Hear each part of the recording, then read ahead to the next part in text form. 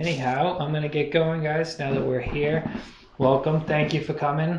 Wanted to talk to you guys about 117 Lenox Street in Brockton. A lot of people saw that one coming and then they said, oh, I'm going to sit back and wait and see where it goes and I'll get to it in the future. And guess what? By the time they went to get to it, it was already gone. One weekend. So a lot of people ask me, they reach out to me, they say, hey, Shawn, how do you do this? You must underprice your houses. Well, first and foremost, no, I don't. I never underprice my houses. I actually properly price my houses, and almost every house I sell ends up selling for over asking price because not underprice. I over deliver. I bring in more people than can buy the house because technically only one person can buy the house anyways, right? You only actually need one. I bring in way more people than can buy the house, and I bring them all in together, leading them to create a situation of what we call multiple offers. Now, dealing with a multiple offer situation, it's not cut and dry. You don't just suddenly, oh, I'm going to just bring them all in, they're going to write offers. No, there's a lot to it. There's a lot to managing relationships with them during this whole process. Because once we have an offer, how do we still get people to come in and see it even though they know there's an offer on the table? There's no bigger fear than the word multiple offer. Once we hear multiple offer, most people are like, I'm all set. I don't want to be in what they call bidding war. Why would I want to do that? This property's not worth that. Well, what we do is we build mega open houses, we optimize listings, we specialize in all the photography, and we get it all together at exact times. So a lot of people are like, okay, well, you just go and you load it all online and you just sit back and wait. Well, you may have noticed on Wednesday we went coming soon on the listing, and on Monday we went coming soon on the listing, and on Wednesday we went live with the listing, and then on Friday we released the inside photos. Now you're like, what the heck would you do that for? Obviously the strategy would be if you have no photos, it must be a house that's bad inside. And it's like, no, my first open house was on Friday. I wanted the real interested people that knew the price point to come out and see it for themselves first and not to judge it by photos. Unfortunately, we find out that people judge houses by photos and they judge it before they've even gone and seen it. So this first set of crowd, these are the hesitant people. These are the people that wouldn't have come if we had put up the photos right away. Once they're in the house, we're good. Friday afternoon, we load the photos up. Now who does this bring? This brings all the speculators. Oh, that must have been bad. That's why I didn't show up. Well, now that you see the photos, you realize you are about to miss something. Again, new crowd. Third day, what happens on a Sunday? Same crowd? Nope, different crowd. Sunday's going to be a more relaxed crowd. They're not even quite sure that they want to buy a house. They were out doing their grocery shopping. This is when our signs come into place. Do I put up one sign up front of the house? No, I put a sign on every corner. I put multiple signs in the front yard. Sometimes I use balloons, other times I don't. I go out, I get it onto every corner, and then where's my biggest sign? Right here, Facebook. I set up an enormous amount of Facebook ads to run on both events and personal pages. I shouldn't say both, all three. Events on their personal pages as well as on the business page. I pay money to have localized ads running, and then I get all the people in. When the people get there, then we're ready for them on the other side. So on a giant open house, what does it take? You get all these people coming, you better have food and drink.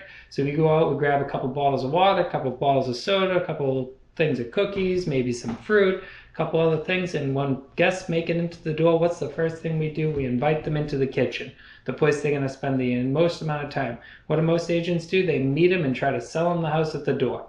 Why are you trying to sell them the house? They haven't even had time to get in and get their shoes off. Get them into the house, get them into the kitchen, and get them eating. There's a little hidden piece here. Getting someone eating inside a house actually establishes a level of contact that's far beyond the level of contact of finding out that we have 1,440 square feet, 3 bedrooms, 1 bathroom. They've read all that. This is the day of the internet. They need something new. They're not coming to you to find out that there's 3 bedrooms in the house. And if they are, they're probably not a well-qualified buyer, and they're probably on their way to a friend's house or maybe church for the weekend, and they just happen to see your sign. It's fine to treat them the same, it's fine to treat them well, but they're not going to be your main buyer pool. So when you get these people in, you bring them into the kitchen, you get them the food, you introduce them, you ask them to sign in, you explain the reason I want you to sign in today is this is a highly popular house. I'm not going to call you about other houses, but what I am going to do is I'm going to make sure you get that phone call if there's an offer so you get a chance to put your offer in and you don't get skipped over. This is going to build confidence in them because they realize, okay, this guy's not going to upsell me. He's just going to make sure he's available when I need him, which is when there's an offer on the table that I didn't know about. Sorry about my phone ringing there. So when the offer's on the table, it's important to get everybody that viewed the house back into the game and allow them to know, okay, I need to make an offer now because it's a multiple offer situation.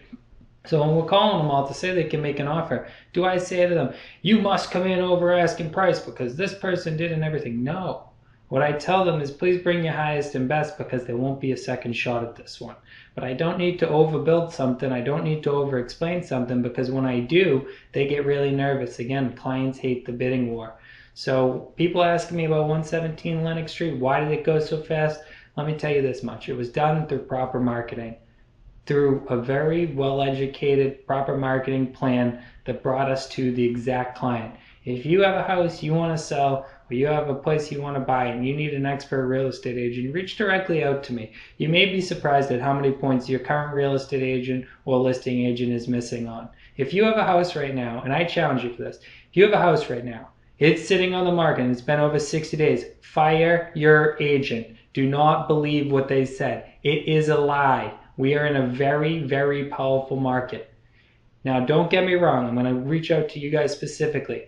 You got a house over 750, maybe over $1 million. There are new challenges. There are completely new challenges, and your marketing is probably going terrible right now. But it does not mean that your house will not sell. It just means that you've hired the wrong person, and it's time to make that change. So give me a call today. Let me know what you need, and I can help you out. Feel free to private message me, direct message me, comment on the screen here. Make sure to follow my accounts. If you're not already, please like Movementum Realty on Facebook. I guarantee you we can help you out. All my agents are very well educated in this stuff as well, so feel free to reach out to any of them. One of the great things of working with my agents is a smaller brokerage is that they all work directly with me, and we do weekly training on this stuff and way more. I promise you're in good hands. Reach out to me. Have a great afternoon, everybody. Thanks for watching. Bye.